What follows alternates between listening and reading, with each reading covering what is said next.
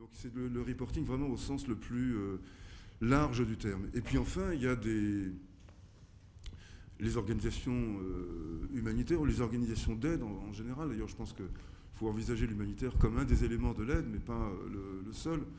Je préfère parler d'organismes d'aide plus globalement, qui, comme d'autres entreprises, d'autres au sens le plus général du terme, embauchent précisément des généralistes pour participer à la mise en place de leur appareil, aussi bien pour des fonctions d'analyse que de communication, que de gestion de programmes. Donc c'est là, moi c'est pas par exemple la culture de l'organisation dont je suis issu, Médecins sans frontières, qui valorise plutôt le parcours terrain, mais ensuite, dans un deuxième temps, éventuellement quelque chose d'autre. Mais pour d'autres organisations, après tout, pourquoi pas, il y a largement une dimension culturelle là-dedans qui intervient.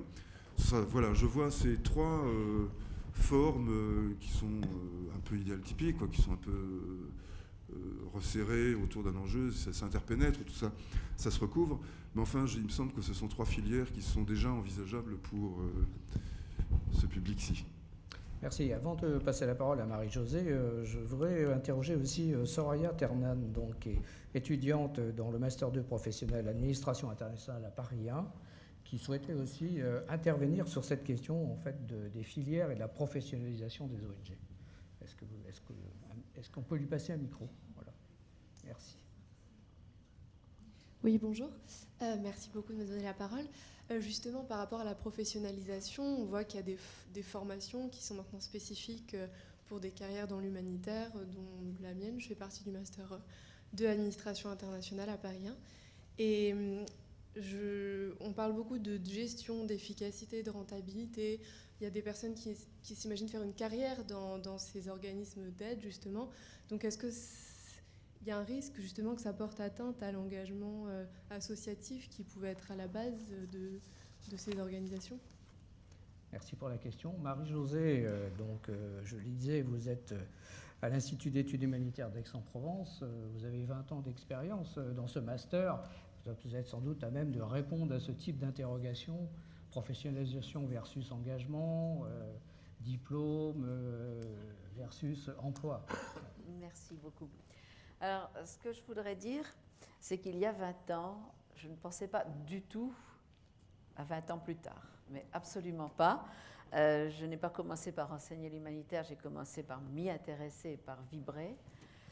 Et c'est parce que des événements m'ont permis de faire un premier colloque, auquel je crois Rodi d'ailleurs participait, que j'ai ensuite, après 2 colloques, pu convaincre mes autorités académiques de créer quelque chose à la faculté d'Aix. Et bien sûr, on était 10 ans après Bioforce, mais c'était à l'université et on ne faisait pas de logistique. Et je me rappelle que quelqu'un d'ACF qui était venu, j'avais invité beaucoup de professionnels, elle m'avait dit « Que feront-ils vos petits? Il n'y a rien à faire, ils sont juristes, c'est pas possible. » Alors, ils ne sont pas tous juristes parce qu'on accepte un public pluridisciplinaire. On est en fac de droit, on donne un master de droit parce que c'est l'administration qui veut ça, mais c'est un master totalement pluridisciplinaire où le droit est minoritaire en nombre d'heures. Mais aujourd'hui, alors vous avez dit que vous avez fait la médecine pour faire l'humanitaire. Nous avons beaucoup d'étudiants qui font le droit pour faire l'humanitaire. Parce que précisément, comme l'expliquait Pauline, l'autre Pauline tout à l'heure, il y a beaucoup de besoins en matière de droit. D'une part, les gens ont des droits, il faut les défendre. Il y a l'activité de protection par le CICR, par le HCR. Il y a les activités transversales de protection dans l'assistance, l'approche intégrée de protection dans l'assistance.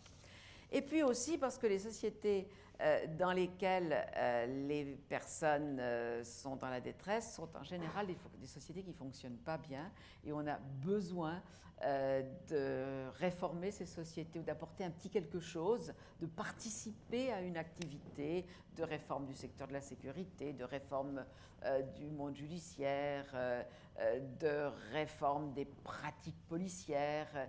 Et donc il y a énormément d'activités aussi juridiques. Ceci étant, je ne veux pas oublié votre question, mais je dois dire que pour nous, les juristes dits de terrain, puisque nous, on a des parcours, hein, nous, on n'est pas ciblé sur quelque chose, on est généraliste dans tous les parcours, et d'autre part, il y a un parcours plus généraliste où on accepte les non-juristes et un parcours de juristes internationalistes de terrain. Ces gens-là sont de terrain, il y a un T à la fin, et on commence par leur faire apprendre la comptabilité. Évidemment, ils font des droits de l'homme, des droits humanitaires, du droit des réfugiés, du droit de la sécurité collective, mais si les gens ne comprennent pas qu'on a besoin d'avoir une gestion de leur pratique juridique, c'est extrêmement gênant. Bien, alors est-ce qu'après ça, on peut rester engagé? Est-ce que ça compte? Oui, c'est absolument fondamental. C'est absolument fondamental et je peux vous dire qu'on voit très très vite, par un simple entretien, par la simple lettre de motivation, il y a celles qui sont préfabriquées et il y a les autres, et il y a les gens qu'on voit qu'il faut interroger. Il y a ces gens-là et parmi eux, on voit tout de suite qui a des chances de continuer plus loin. J'avoue que personnellement, je fais passer, disons sur 700 candidats, je devrais passer 150 entretiens. Lors des entretiens, je me trompe rarement, mais dans l'année, parfois, je me dis, mais cette personne-là ne dit jamais un mot, j'ai dû me tromper à son sujet. Mais quand la personne en question revient de son stage, et lorsqu'un an après, elle donne des nouvelles, je me dis, ben, c'est bien pour ça que je l'avais prise, alors il y avait vraiment une raison, quoi. Je veux dire, vraiment, il faut vraiment avoir envie, bien entendu, de quelque chose. Après, il y a un peu l'engagement naïf, c'est vrai. Beaucoup de gens s'imaginent qu'il peut y avoir plus d'impact qu'il n'y en a. On ne peut pas croire que l'on va tout bouleverser par soi-même, ça c'est sûr. Ça c'est absolument évident, il ne faut pas avoir cette naïveté-là. Et puis il ne faut pas non plus s'imaginer que l'humanitaire restera toujours comme il a été autrefois, c'est vrai. Nous avons de plus en plus de gens qui viennent du sud global. Cette année, nous avons un Afghan, une Syrienne, un Haïtien qui travaille au Congo. Nous avons bien sûr des gens qui représentent le sud global et qui travaillent dans l'humanitaire. Ils sont peut-être un peu... presque... Ils sont peut-être un petit peu plus occidentaux que certains occidentaux, d'ailleurs, je dirais. C'est un peu surprenant. Ça veut dire être occidental. Oui. Bah, par exemple, on a un Afghan qui dit, mais est-ce que la laïcité n'est pas une manière de nous vacciner contre le virus de la religion? Ah oui, voilà, est-ce que j'ai suffisamment dit? Très bien. Nous n'avons pas Pierre Micheletti parmi nous ce soir, je crois, on va regretter, mais Pierre a pondu beaucoup de lignes autour de ce thème-là. Oui, tout à fait. J'aimerais avoir maintenant sur ce point de vue, effectivement, des filières, des diplômes, des adaptations de la formation à la réalité, effectivement, des organisations. J'aimerais bien avoir le point de vue de deux patrons d'ONG. Thierry Morisset, donc, qui est là-bas, à la droite, Thierry Morisset, et puis Alain Boinet, voilà, Alain Boinet de Solidarité. Alors Thierry Morisset, donc directeur général de Première Urgence AMI, PU AMI. Comment est-ce que tu juges ça, effectivement, en tant que directeur d'ONG, quand tu vois les CV arriver sur ton bureau, quels sont tes critères? Déjà, on en reçoit énormément. Je crois qu'on reçoit à peu près 28 000 candidatures par an, mais comme toutes nos organisations, je crois. Donc le tri est toujours très, très difficile à faire. Effectivement, les postes sont finalement assez peu nombreux à pourvoir. Alors on recherche des compétences et de l'expérience. Alors c'est dur de commencer. Je crois qu'aujourd'hui, c'est une filière qui suscite toujours autant d'engouement, peut-être plus qu'avant. Les formations sont toutes de plus en plus techniques et poussées. Elles correspondent à nos besoins. Ça a été rappelé tout à l'heure, on a beaucoup de besoins techniques. L'humanitaire se technicise, et je ne parle pas nécessairement des métiers, des médecins ou des ingénieurs agronomes ou en eau et assainissement, mais l'encadrement et le fonctionnement même d'une ONG, c'est terriblement professionnalisé et structuré grâce ou à cause des bailleurs institutionnels qui demandent toujours plus de redevabilité, de rapports de plus en plus techniques et complexes qui nécessitent de bonnes formations. Alors, parmi tout ça, on accueille pas mal d'étudiants qui sortent de vos universités respectives. On les prend en stage, on les forme 3 mois à notre siège, dans le siège, et puis ensuite ils partent à peu près 3 mois sur le terrain, sur des missions plutôt simples au début. Mais c'est une façon pour nous d'encourager et de faciliter l'entrée en matière des étudiants que vous êtes. Alain Boignet, Solidarité, donc même question. Voilà, quels sont un peu les critères d'un patron d'une ONG face à des jeunes étudiants qui arrivent, qui font des stages, qui sont très volontaires, très motivés, etc. Sur quels critères, effectivement, recrute une organisation comme Solidarité ? Oui, merci Christian. Tout d'abord, comme toutes les ONG, on recrute environ une personne sur 25 à 30 candidats. Ça, c'est le premier point.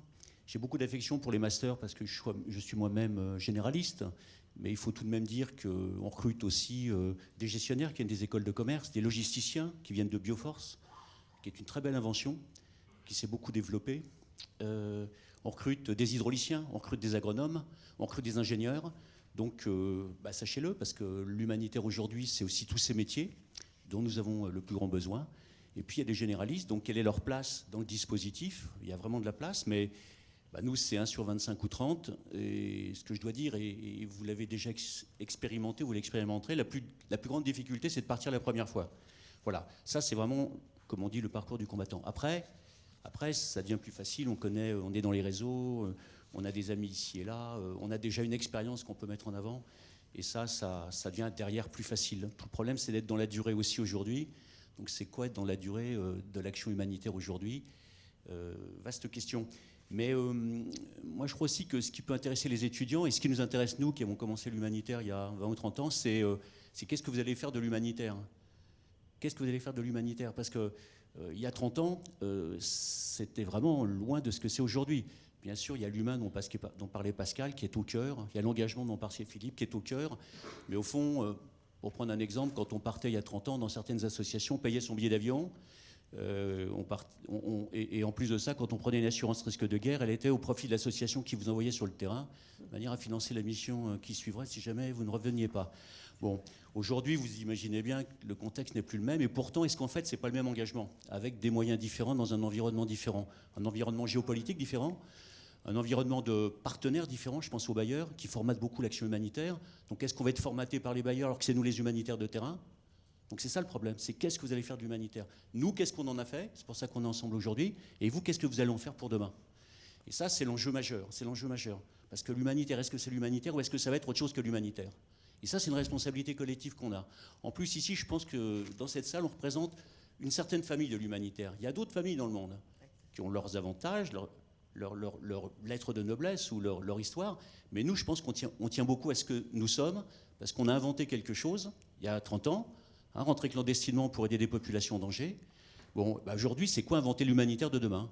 Donc, c'est pas fini, c'est jamais fini, l'histoire est jamais finie. Donc, qu'est-ce qu'on va inventer pour mieux faire notre mission d'humanitaire avec les moyens dont on dispose aujourd'hui ? On a beaucoup de moyens, qu'est-ce qu'on va en faire de mieux ? Alors, on fait beaucoup, beaucoup mieux, c'est ce que disait Pascal, mais qu'est-ce qu'on va faire de mieux ? Je dirais... être en partenariat avec les bailleurs, mais pas pour être formaté par les bailleurs. Les bailleurs, c'est pas la finalité. La finalité, comme disait Pascal, c'est l'humain, c'est l'autre. Voilà. Donc on reste là-dessus. Mais qu'est-ce qu'on fait pour faire mieux, dans le geste technique, mais aussi pour rester impartiaux et indépendants, et puis pour se dire, demain, dans un contexte géopolitique différent, le changement climatique, la crise économique, on a quand même connu la guerre froide, on a connu la chute du mur de Berlin, on a connu la guerre contre le terrorisme. C'est quoi la grande épreuve de demain ? Voilà, les grandes épreuves de demain qui vont aussi avoir une influence sur ce que nous faisons, sur notre action sur le terrain. Voilà. Donc je crois que ça serait aussi bien de savoir où vous voulez aller, qu'est-ce que vous allez en faire. Parce que ça, c'est vraiment vous qui portez l'avenir. Merci.